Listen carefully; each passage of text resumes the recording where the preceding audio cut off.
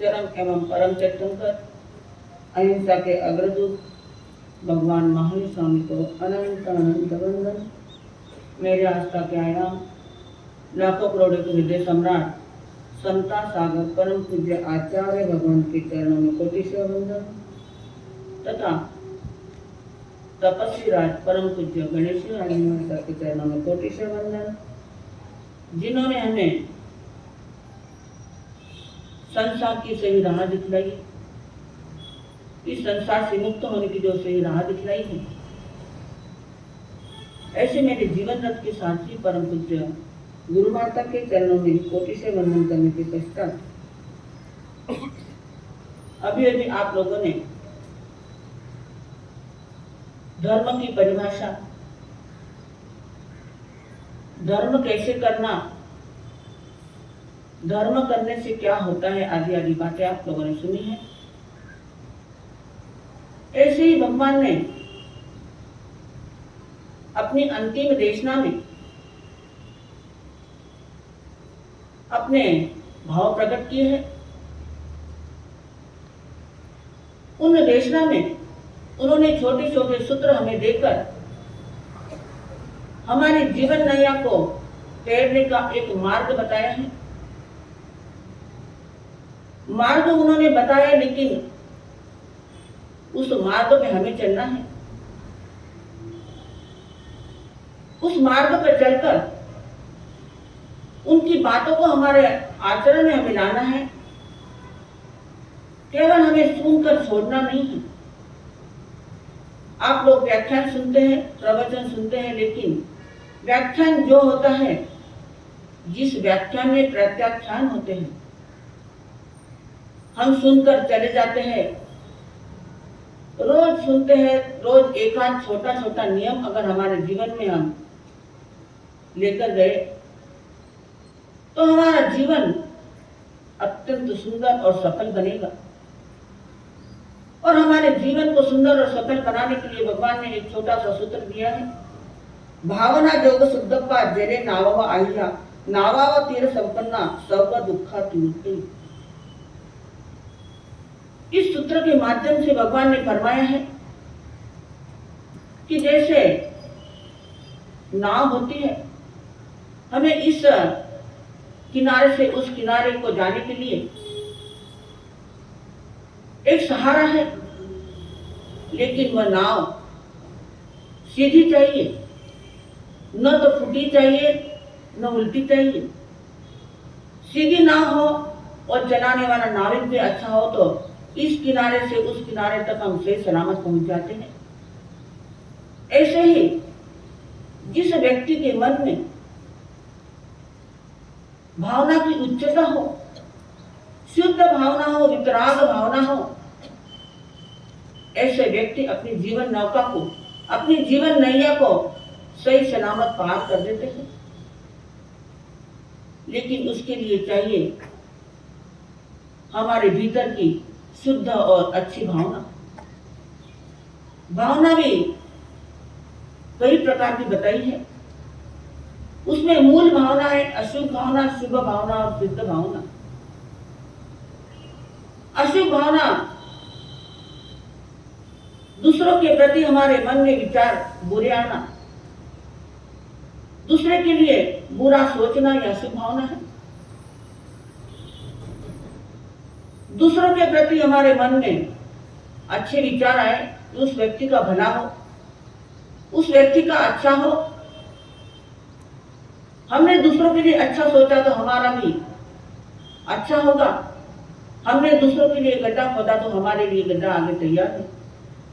जैसी भावना हमारे दूसरों के लिए होगी, वैसी भावना सामने वाले के मन में हमारे प्रति होगी। सामने वाले के मन में कैसी भी भावना हो, लेकिन हमारे मन में हमें सदा अच्छी और शुभ भावना रखनी है। तीसरी भावना है शुद्ध भावना। शुद्ध भावना के कारण हम यह संसार तिर जाते हैं।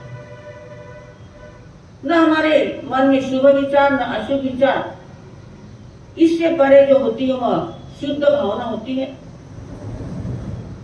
इस शुद्ध भावना के कारण ही हम हमारे जीवन को सुंदर, सफल और सार्थक बना सकते हैं। भगवान ने 4 बातें बताई है, दान, शील, तप और भाव। हमें अगर दान करना हो तो उसके पीछे भी हमारी भावना अच्छी होनी चाहिए। दान देने की भावना हमारे मन में होनी चाहिए। शील के लिए भी हमारे मन में उच्च भावना होनी चाहिए। ऐसे ही और जो भाव जो है वह अंतिम दिया है, क्योंकि इन सभी बातों के पीछे हमारे मन में अच्छे भाव होने चाहिए। इन तीनों का बेसिक जो है वह भाव है। यह भावना ही हमारे जीवन को तिराती है और भावना ही हमारे जीवन को डुबाती है। भावना भवनाशिनी, भावना भवदिनी। हमारी भावना अच्छी उच्च हो तो हमारे भाव घटेंगे, और भावना निकृष्ट हो, हल्की भावना हो, अशुभ भावना हो तो हमारे भाव बढ़ते जाएंगे। कवि ने कहा है, भावना 4 है, चारों ही अपना रंग दिखाती है। भावना 4 है, चारों ही अपना रंग दिखाती है। ये किस टाइप का प्राणी है, भावना ये बताती है। ये किस टाइप का प्राणी है, भावना ये बताती है।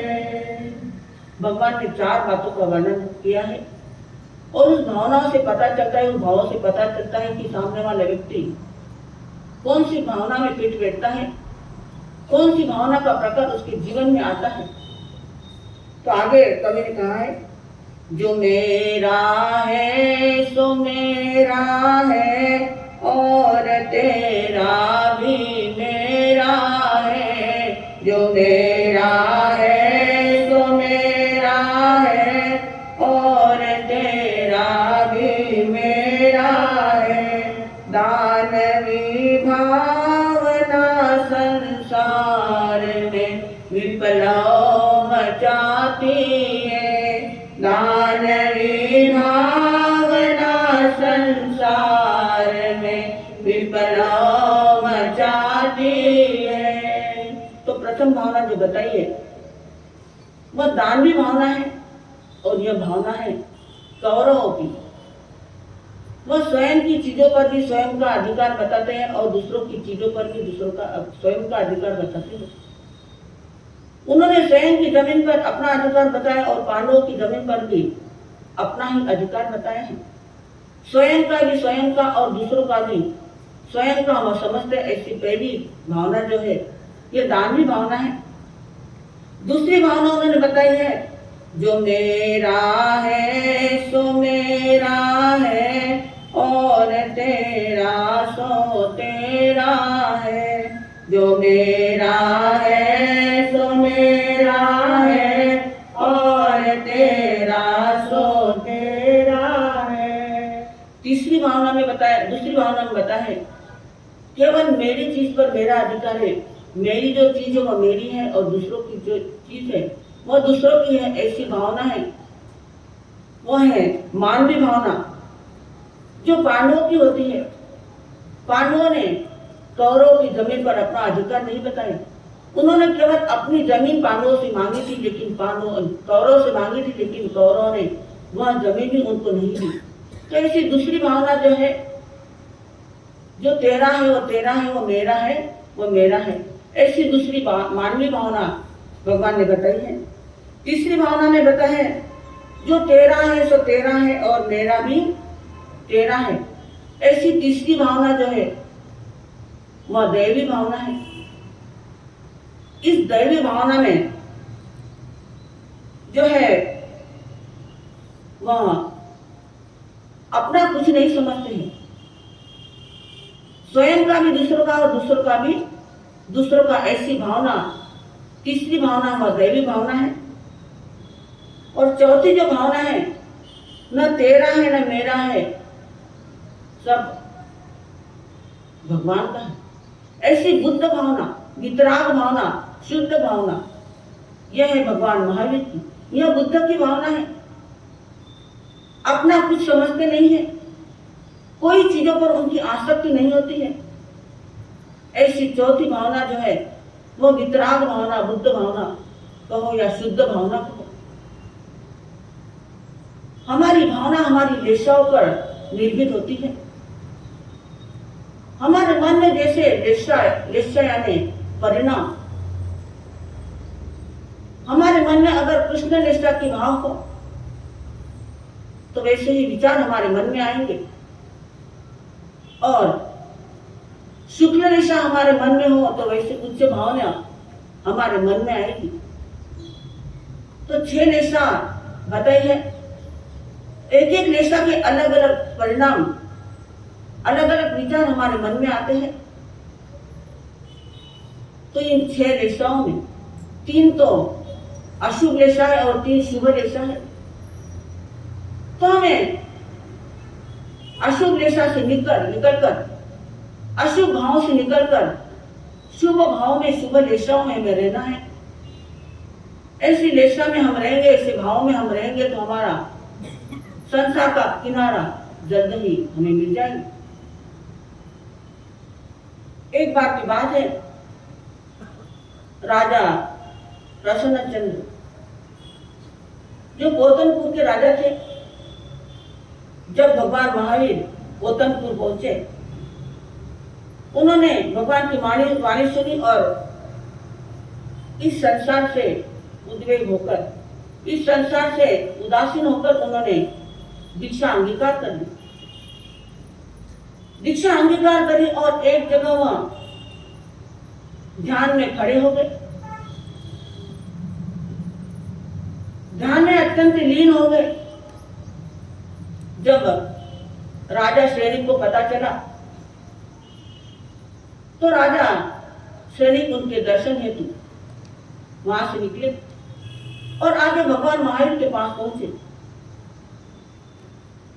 जब उनकी सेना आगे आगे चल रही थी, उसमें सुमुख और दुर्मुख 2 मिथ्या दृष्टि व्यक्ति थे। उस राजा प्रसन्नचंद्र को देखकर एक ने कहा कि यह इतना ध्यान में लीन है, अगर इस समय इसने काल कर दिया तो यह मोक्ष में पहुंच जाएगा। दूसरे ने कहा, तू कैसे बात कर रहा है? इसने अपने छोटे से अबोध बालक पर राज्य का भार सौंपकर दीक्षा अंगीकार की है। छोटे बछड़े पर बड़ी गाड़ी का बोझ डाल दिया है। यह कैसे मोक्ष में पहुंचेगा? यह सारी बात प्रसन्नचंद्र राजा ने सुनी, जो मुनि बन गए थे। राजा श्रेणी वहां से निकले और भगवान महावीर के दर्शन करने के लिए गए। भगवान से पूछा कि राजा प्रसन्नचंद्र अभी ध्यान में लीन है, इस समय उन्होंने काल किया तो वो कहां पहुंचेंगे? तब भगवान ने कहा कि इस समय उनका काल हो गया तो वे 7वीं नरक में पहुंचेंगे। श्रेणी ने पूछा, 7वीं नरक में कैसे? तब भगवान ने कहा, उनके परिणाम कुछ ऐसे ही है। फिर राजा वहां से अपने राज्य में जाने के लिए निकले। श्रेणी का राजा अपने राज्य में जाने के लिए निकले। जाते जाते उन्होंने देखा कि देवता देवदुंदी बजा रहे हैं, क्योंकि राजा प्रसन्नचंद्र को केवल ज्ञान हो चुका था। उसके मन में, राजा के मन में विचार आया कि यह कैसे हो गया? अभी तो भगवान ने बताया कि 7वीं नरक में जाने वाले हैं, अभी केवल ज्ञान होने के बाद यह देवदुंदी बज रही है। तब फिर से उन्होंने भगवान से जाकर पूछा कि यह कैसे हुआ? तब भगवान ने कहा कि जब मैंने कहा था कि ये सातवीं नरक में पहुंचेंगे, उस समय तुम्हारे सेना में जो सुमुख और दुर्मुख उनके रास्ते में बातें चल रही थी, वह राजा ने सुनी और सुनकर उनके मन में उथल पुथल मच गई, क्योंकि उस राज्य के मंत्री ने दधिवाहन राजा के साथ लेकर उसका राज्य हड़प लिया और उसकी पत्नी और बच्चे को वहां से निर्वासित कर दिया। यह सुनकर राजा के मन में उथल पुथल मची और उसने सोचा कि मैंने उस मंत्री को राज्य दिया था और मेरे पत्नी और बच्चे को इसने निर्वासित कर दिया। अगर मैं राज्य में होता तो उन्हें देख लेता। और फिर उनके विचार बदले कि मैं अपनी तलवार से उनका धड़ अलग कर दूं, और उन्होंने तलवार को बाहर निकालने के लिए कमर पे हाथ रखा। और उनकी एक आदत थी कि जब वो तलवार को मस्त निकालते थे, म्यान से तलवार निकालते थे, तो अपना एक हाथ सर पे रखते थे। उन्होंने दूसरा हाथ सर पे रखा तो देखा सर पे मुकुट नहीं है। उन्हें एकदम ध्यान में आया कि मैं मुनि बन चुका हूं। कैसे तो बच्चे, कैसी पत्नी, कैसे यह राज्य, मैं कैसे व्यामोह में फंस गया, कैसे डर के पीछे मैं भागने लगा। उनकी विचारधारा बदली और विचारधारा बदल गई। वह शपथ श्रेणी में पहुंचकर उन्हें केवल ज्ञान की प्राप्ति हुई। तो कुछ समय पहले ही उनके नरक जाने के भाव थे, वे भी सातवीं नरक जाने के भाव थे। और जब परिणाम बदले, भावों की धारा बदली, तो उन्हें केवल ज्ञान प्राप्त हुआ। तो यह सारा खेल, ये सारा चमत्कार हमारे भावों का है। हर एक व्यक्ति के मन में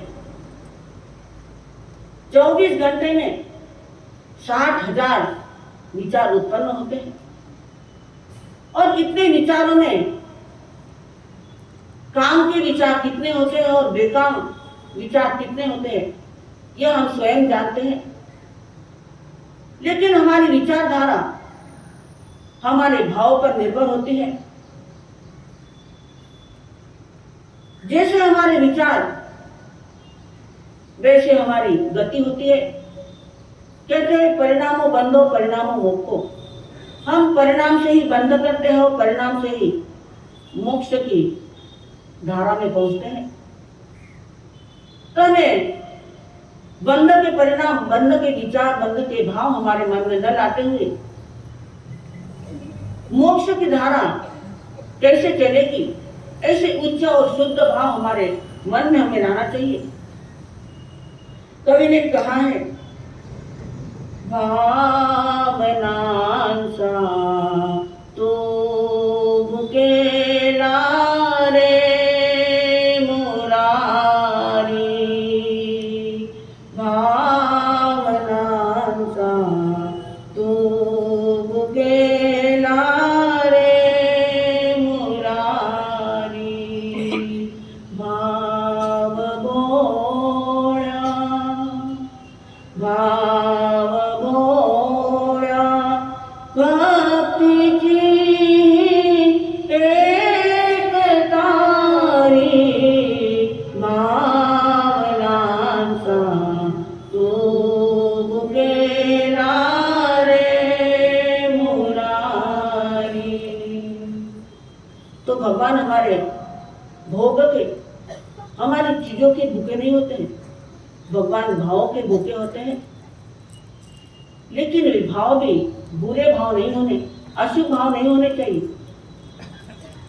जैसे भाव उच्च होंगे वैसे भगवान हमें जल्दी प्रसन्न होंगे। भगवान हमारे भीतर ही है। उस भगवान को प्रसन्न करने के लिए भावना एक सीढ़ी है। इस सीढ़ी के द्वारा ही हम ऊपर भी चढ़ सकते हैं और नीचे भी उतर सकते हैं। सीढ़ी एक ही है, लेकिन हमें ऊपर चढ़ना है नीचे उतरना है, यह हमारे ऊपर निर्भर है।